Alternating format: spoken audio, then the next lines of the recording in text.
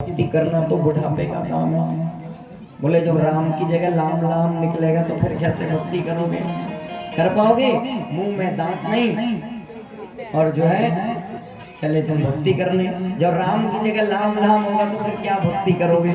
तो बोले अवस्था से भी भगवान नहीं रिझते। बोले अगर अवस्था से भगवान रिझते तो ध्रुवस्य च वयो। बोले ध्रुव के पास कौन सी अवस्था थी? ध्रुव को तो छोटे से भगवान मिल गए। अच्छा, किसी ने कहा कि विद्या से भगवान रिझते हैं, बहुत बड़ा विद्वान बन जाओ शास्त्रों का तो भगवान रिझ जाते हैं। बोले अगर विद्या से भगवान रिझते तो वो गजग्राह में गजेंद्र के पास कौन सी विद्या थी? बोले उसके पास भी कोई विद्या नहीं थी, भगवान तो भक्ति से रिझ गए। किसी ने कहा कि महाराज भगवान जाति पर रिझते हैं, तब कह रहे हैं का जातिर विदुरस्य यादवपते। बोले अगर जाति से भगवान रिझते तो वो विदुर की कौन सी जाति थी? विदुर तो दासी पुत्र थे। और अगर पौरुष से भगवान रिझते तो उग्रस्य किम पौरुषम। बोले उग्रसेन के पास कौन सा पौरुष था उसको भगवान मिले।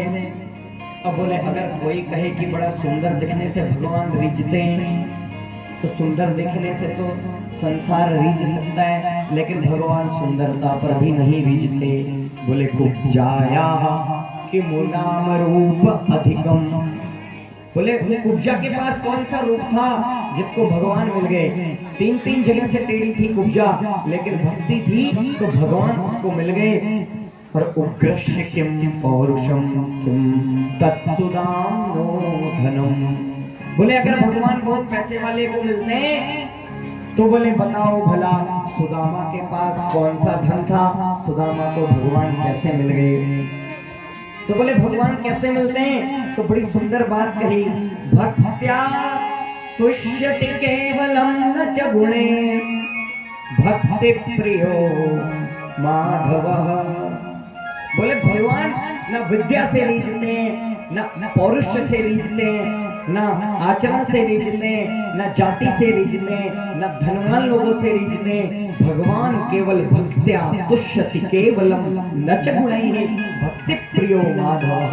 भगवान केवल और केवल अगर रिझते हैं तो वो केवल भक्ति से भगवान रिझ जाते हैं। भक्ति बिना मिलते नहीं है भगवान, भजन बिना जीना पशु के समान।